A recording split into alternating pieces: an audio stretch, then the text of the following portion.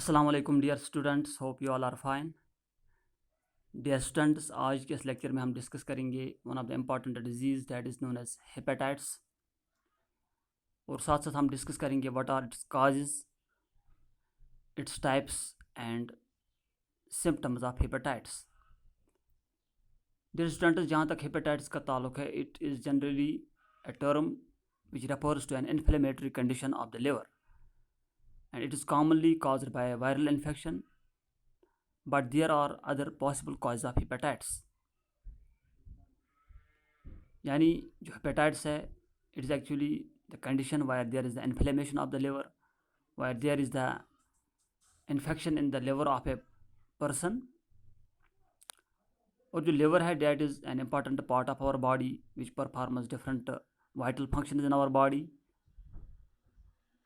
when there is the viral infection or due to some other causes like medication, result of medication, drugs, toxins and alcohol, or autoimmune diseases, there may occur the infection to this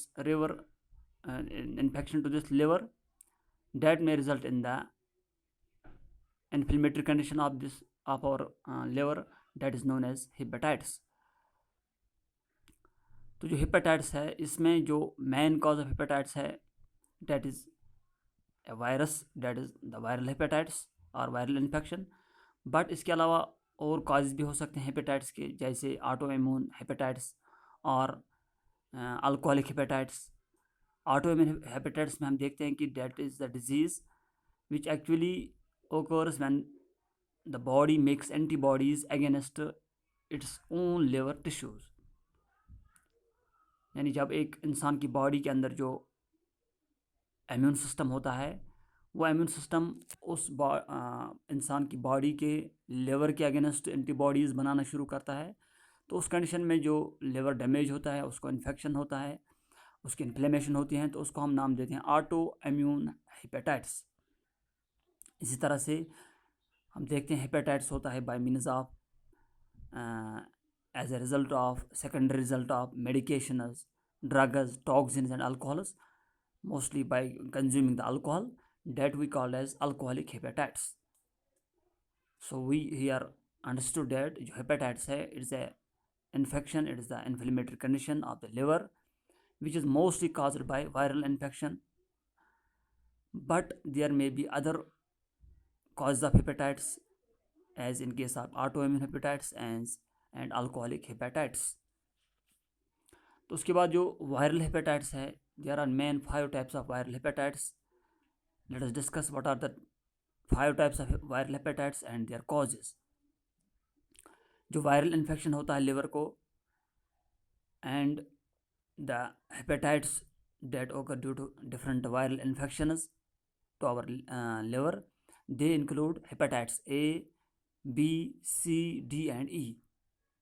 और हर एक hepatitis जो है उसके लिए एक particular virus जो है that is responsible for each of these types और क्लासेस ऑफ हेपेटाइटिस.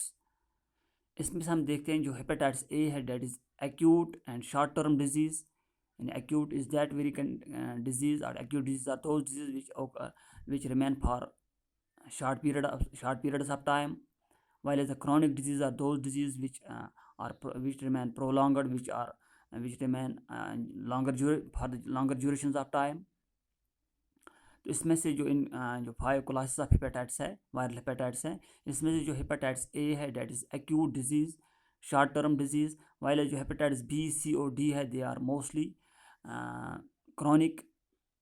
and जो hepatitis E है, that is usually an acute disease, but it could be dangerous in as well as in acute condition in pregnant women.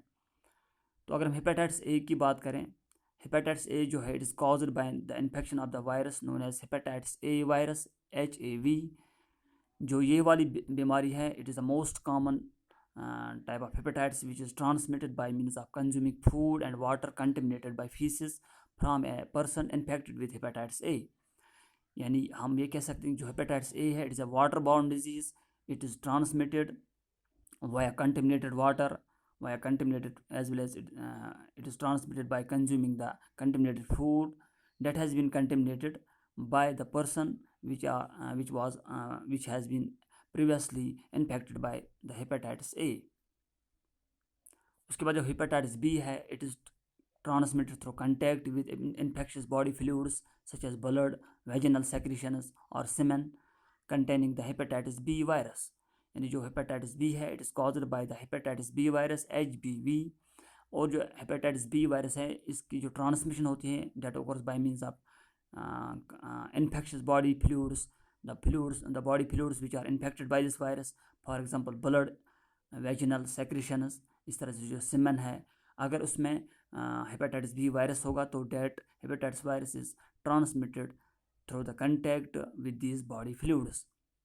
इस तरह से using or we can say injection drug use, or we can say using drugs in the form of injections, having sex with an infected partner, or sharing razors with an infected person increase your risk of getting hepatitis B. यानी जो hepatitis B होता है ये direct contact with the infected fluid से भी फैलता है, और इसके अलावा अगर इंजेक्ट किया जाए ड्रग, उसमें अगर हेपेटाइटिस बी इन्फेक्शन होगा, अगर इन्फेक्टेड पर्सन के साथ सेक्स हो या इंटरकोर्स हो जाए, इस तरह से अगर रेजोर शेयर किए जाएँ, जो रेजोर जिनके ऊपर ये वायरस हो, इस वायरस का इन्फेक्शन हो, तो उससे ये हेपेटाइटिस बी फैलता है. It has been estimated by CDC. CDC is the abbreviation for Control and Center for Disease Control and Prevention. And Center for Disease Control and Prevention means CDC. It has estimated that 1.2 million people in the United States and 350 million people worldwide live with this chronic disease. And जो hepatitis B है, it is a chronic disease. और इसका जो infection है, about 1.2 million people in the United States are infected with this very disease, and 350 million people worldwide live with this very kind of chronic disease. उसके बाद जो hepatitis C है, that hepatitis C comes from, or we can say it is causative agent is hepatitis C virus HCV. और जो hepatitis C virus होता है, hepatitis C जो है ये भी डायरेक्ट कंटैक्ट के ज़रिए से ट्रांसमिट होता है. जब एक पर्सन डायरेक्टली कंटैक्ट में आ जाए with the infected body fluids, typically through injection, drug use and sexual contact. तो इसी तरह से हेपेटाइटिस सी वायरस जो होता है, it is the most common blood borne viral infections. जो हेपेटाइटिस सी है, it is a blood borne viral infection जो by means of blood transmit होता है या बॉडी फ्लूइड्स ट्रांसमिट होता है. इसके अलावा हम देखते हैं कि approximately 2.7 to 3.9 million Americans are currently living with this chronic form of this infection. यानी जो हेपेटाइटिस सी है ये भी एक क्रॉनिक इन्फेक्शन है, और ये भी एक क्रॉनिक हम कह सकते हैं ब्लड बॉर्न वायरल इन्फेक्शन है. तो हेपेटाइटिस, इसके बाद जो चौथा टाइप है हेपेटाइटिस डी. हेपेटाइटिस डी का दूसरा नाम है डेल्टा हेपेटाइटिस. जो डेल्टा हेपेटाइटिस है ये एक सीरियस लिवर डिजीज़ है जो हेपेटाइटिस डी वायरस से कॉज होती है, यानी HDV. और जो HDV होता है, it is contracted through direct contact with infected blood. Hepatitis D जो होता है ये रियरली फॉर्म ऑफ हेपेटाइटिस है that occurs mostly in conjugation in combination with hepatitis B infection. यानी जो हेपेटाइटिस डी वायरस होता है ये मल्टीप्लाई नहीं करता in a person without the presence of hepatitis B. That means this hepatitis D infection जो है, it is a rare form of hepatitis जो ओकर होता है in combination with hepatitis B infection. उसके बाद जो हेपेटाइटिस ई है, ये भी एक वाटर बॉर्न डिजीज़ है जो हेपेटाइटिस ई वायरस से होती है, यानी HEV. जो हेपेटाइटिस ई है ये उन एरियाज़ में पाई जाती है जहाँ पे पोअर सैनिटेशन हो, जहाँ पे इंजेक्शन हो जाए या यहाँ पे कंटेमिनेशन हो जाए, faecal matter that is contaminated with this virus. When this faecal matter contaminants the water supply, तो उन जगहों पे यहाँ इस बीमारी के जो इन्फेक्शंस होते हैं दैट इज़ मोस्ट कॉमन. तो इस तरह से अगर हम देखें जो ये वाली बीमारी है, it is uncommon in the United States, और but it is mostly common. It has been mostly reported in Middle East Asia, Central America, Africa by according to CDC। उसके बाद अगर हम देखें जो ये थे ये जो हमने डिस्कस किए hepatitis A, B, C, D, and E, ये थे 5 types of viral hepatitis which are caused by means of viral infections by means of different viruses. तो उसके बाद जो नॉन इन्फेक्शियस हेपेटाइटिस हैं या जो दूसरे काजेज हैं हेपेटाइटिस के विदाउट द वायरस जो हेपेटाइटिस होती हैं, उसमें एक काज है कि अल्कोहल एंड अदर टॉक्सिन्स, जब there is excessive consumption of alcohol that can damage the liver, that can cause the inflammation of the liver, उस कंडीशन को हम नाम देते हैं अल्कोहलिक हेपेटाइटिस।